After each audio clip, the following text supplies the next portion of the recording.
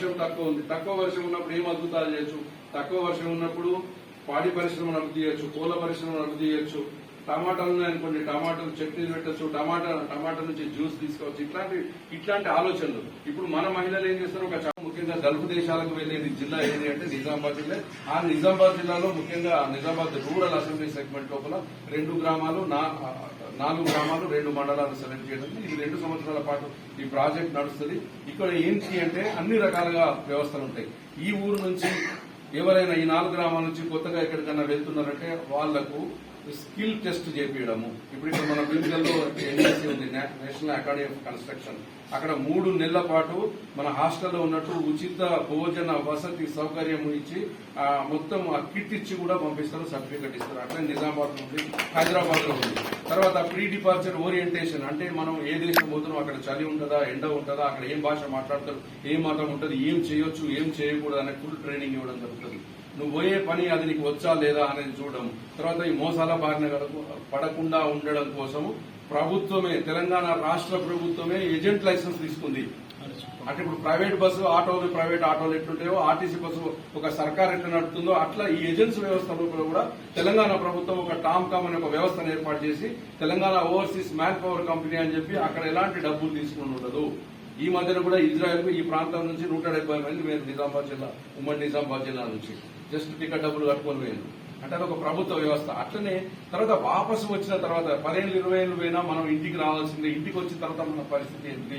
వాపసు వచ్చిన తర్వాత పునరావాసం, పునరేకీకరణ. మనకు అందరూ కష్టాల్లో ఉండరు, అందరూ సుఖాల్లో ఉండరు, మిక్స్డ్ గా. వాళ్ళ వచ్చిన తర్వాత వాళ్ళు ఇక్కడ ఉండాలంటే ఈ మండల కేంద్రంలో ఇంకెక్కడో ఏదన్నా ఒక చిన్నగా వ్యాపారం పెట్టుకోవాలి, వాళ్ళకి తెలిసినది చేయాలంటే బ్యాంకులకు లింకేజ్ ఎట్లా చేయను, వాళ్ళకున్న నాలెడ్జ్, స్కిల్ ను, నైపుణ్యాన్ని మనం ఎట్లా వాడుకోవచ్చు ఈ దేశ అభివృద్ధి కోసం, ఈ రాష్ట్ర అభివృద్ధి కోసం. మళ్ళీ వాళ్ళ మొబైల్ ఫోన్ల ఫిట్టింగ్, టేప్ రికార్డర్ల ఫిట్టింగ్, రేడియోల ఫిట్టింగ్, ఎలక్ట్రానిక్స్ టీవీల ఫిట్టింగ్ వాళ్ళు చేస్తారు. మరి మన మహిళలు కూడా ఇప్పుడు దాదాపుగా చూస్తే మీరు 10th, ఇంటర్ చదివిన మహిళలు ఉంటారు, కొందరు డిగ్రీ చదివిన వాళ్ళు. మరి వాళ్ళు కూడా ఇంట్లో కూర్చొని కూడా చేయొచ్చు. తర్వాత ఇంకొక విచిత్రమైన పరిస్థితి మనకి ఏమొస్తుందంటే మన వాళ్ళేమో దుబాయ్, మస్కట్ అక్కడికి పోతాయి. మన దగ్గర వరి నాట్లు వేయాలంటే బీహార్ నుంచి, యూపీ నుంచి వస్తారు. మన రైస్ మిల్లులో యూపీ, బీహార్ వాళ్ళు పనిచేస్తున్నారు. మనం ఇక్కడ ఇల్లు కట్టుకోవాలంటే ఆంధ్ర మేస్త్రీలు వచ్చి కడుతున్నారు. ఇది తర్వాత చెరుకు వ్యవహారం, చెరుకు లేదనుకుంటే చెరుకు ఉన్నప్పుడు మహారాష్ట్ర లేబర్ వచ్చి చెరుకు కొట్టింటారు. ఈ రకంగా ఇట్లా ఎందుకు జరుగుతుంది? మనము వలసను ఎంతవరకు ఆపచ్చు? కొన్ని వలస ఒకవేళ పోయినా కానీ చట్టబద్ధంగా క్షేమంగా ఎందుకు పోవాలి? ఎవరు కూడా నాకు కష్టమైంది, నష్టమైంది, నన్ను మోసం చేసిన పదం రాకుండా ఉండాలంటే ఈ నిజామాబాద్ రూరల్ నియోజకవర్గాన్ని ఒక ఆదర్శ నియోజకవర్గంగా, ఒక ప్రవాసీ వెల్ఫేర్ ఉండే ఒక మంచి నియోజకవర్గంగా తీర్చిదిద్దడానికి 2 సంవత్సరాల ప్రాజెక్టు చేయడం జరిగింది. దానికోసం మన ఎమ్మెల్యే భూపతి రెడ్డి గారు కూడా చాలా కష్టపడ్డారు. ఎందుకంటే ఎక్కడి శ్రీలంక, ఎక్కడి నేపాల్, ఎక్కడి ఇండియా, ఆ ఇండియాలో తెలంగాణ సెలెక్ట్ చేయడం, తెలంగాణలో నిజామాబాద్ సెలెక్ట్ చేయడం, ఆ నిజామాబాద్ లో మన రూరల్ కు రావడం ఎంతది. దానికి అన్నిటి కూడా సిస్టర్ లిజీ గారి సహకారం బాగుంది. ఆమె అక్కడ ఇంటర్నేషనల్ కమిటీలో మెంబరు, ఆమెకి ఇక్కడ వ్యవస్థ అంతా తెలుసు కాబట్టి పర్టికులర్ గా దగ్గర నుండి మన భూపతి రెడ్డి గారి సహకారంతో ఈ సెలెక్ట్ చేయడం జరిగింది. దీన్ని మనం బాగా ఉపయోగించుకుందాము. తర్వాత ఇక్కడికి వచ్చినప్పుడు కూడా మేము విద్యార్థులను, హై స్కూళ్ళకి వెళ్లి విద్యార్థులను కలుగుతాము. వాళ్ళ తల్లిదండ్రుల పరిస్థితి ఏముంది, వాళ్ళ పిల్లలు ఎట్లున్నారు. ఇంకొకటి కూడా మీకు చివరికి ఒక మాట చెప్తున్నాను. మానసిక విశ్లేషకులు ఏం చెప్తున్నారంటే, పిల్లలు స్కూల్కి పోతుంటారు, తల్లిదండ్రి దగ్గర నుండి స్కూల్కి పంపించి వాళ్ళకి ఏదైనా ఇబ్బంది అయినప్పుడు హాస్పిటల్ తీసుకుపోయి దగ్గర నుండి చూస్తే ఎట్టుంది. సింగిల్ పేరెంట్ కాన్సెప్ట్, తల్లి మాత్రమే ఉండి తండ్రి అనేటువంటి వీడియోలో. నా పేరు డాక్టర్ సిస్టర్ లిసీ జోసెఫ్, హైదరాబాద్ నుంచి chairperson of national workers welfare trust. విషయం ఏం చెప్తున్నా అంటే, ఈ ప్రాజెక్టు శ్రీలంక, నేపాల్, ఇండియా ఈ 3 దేశాలలో టేకప్ చేశారు. మన ఇండియా విషయానికి వచ్చినప్పుడు ఇండియాలో ఒరిస్సా రాష్ట్రం, తెలంగాణ రాష్ట్రం. ఒరిస్సాలో సముద్ర తీర ప్రాంత గ్రామాల ప్రజలు ఎలా జీవిస్తున్నారు, తుఫాన్లు వగైరా వచ్చినప్పుడు వాళ్ళకుండే కష్టాలు ఏంటిదనేది వాళ్ళది. తెలంగాణ విషయానికి వస్తే మన ఉమ్మడి పాలమూరు జిల్లాలో కొత్త నారాయణపేట జిల్లా ఉంది. కొత్త నారాయణపేట జిల్లాలో అంతర్గత వలసలు ఉంటారు. ఒక జిల్లా నుంచి ఇంకో జిల్లాకు, ఒక రాష్ట్రం నుంచి ఇంకో రాష్ట్రానికి వెళ్లి తీసుకురావడం కావచ్చు, ఇట్లా రకరకాల పనులు కావచ్చు, లేకపోతే చిన్న బిజినెస్లు చేయడము. దీని ద్వారా ఇక్కడ ఉన్న ప్రజలకి లాభాలు చేయడానికి కోసం ఈ ప్రాజెక్ట్ స్టార్ట్ చేసినాము. అంటే మహిళల ఉద్యమంతో, యూత్ ఉద్యమంతో, అలాగే విదేశానికి వెళ్లి వచ్చిన ఉద్యమంతో ఇప్పుడు అందరినీ కూడా ఒక సంఘంగా ఏర్పాటు చేయాలని అనుకుంటున్నాము. ఈ ప్రోగ్రామ్ లో అందరూ కలిసి చేయాలని, మీ అందరినీ కూడా కోఆపరేషన్ మాకు అవసరము. మొట్టమొదటిగా ఇక్కడ ఉన్న ఎమ్మెల్యే కోఆపరేషన్ ఆయనకి తెలిస్తే ఇంకా అందరికీ తెలిసినట్టే. సో అంటే you have to do lot of publicity. Publicity government department మాతో కలిసి పనిచేయడం వల్ల ఉంటాను. మా ఆర్గనైజేషన్ పేరు ఎమిగ్రెంట్స్ వెల్ఫేర్ ఫోరం, అంటే వలసదారుల సంక్షేమ వేదిక మాది. నేను దానికి ప్రెసిడెంట్.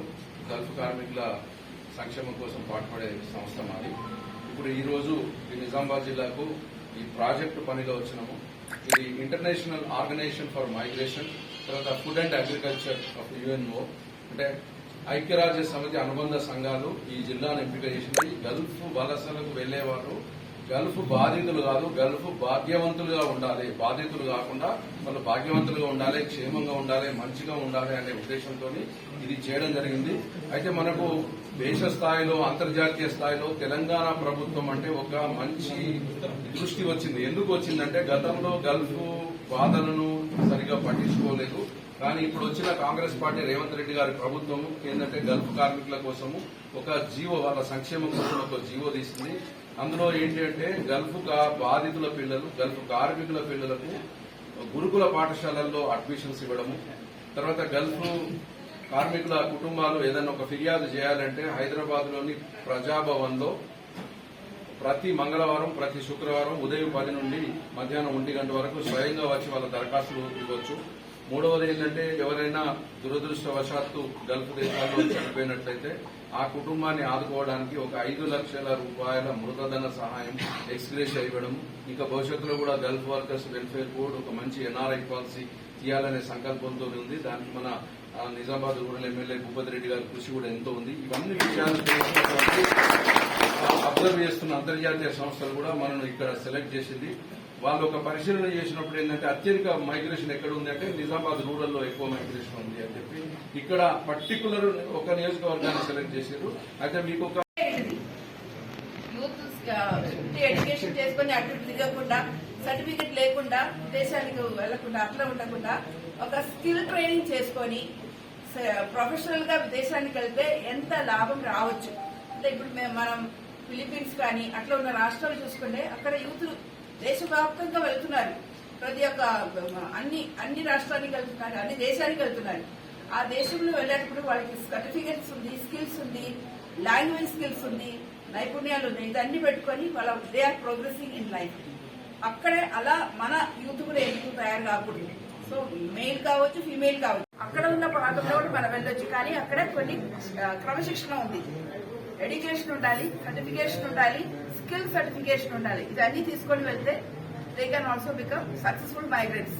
మళ్ళీ ఆ పైసలు తీసుకొచ్చిన పైసలు ఏం చేస్తున్నారు, మనం పెట్టుబడి పెట్టొచ్చా, బిజినెస్ స్టార్ట్ చేయొచ్చా, మన స్కిల్ ని అప్గ్రేడేషన్ చేయొచ్చా, ఇవన్నీ కూడా స్టడీ చేయడానికి. అలాగే వాతావరణం వల్ల మనకు వచ్చిన కష్టాలు నష్టాలు ఏంటిది, ఆ వాతావరణంలో ఎక్స్ట్రీమ్ వెదర్స్ ఉండొచ్చు, డ్రౌట్ కావచ్చు, వర్షం కావచ్చు, అది కాకుండా హెయిల్ స్టోన్స్ కావచ్చు.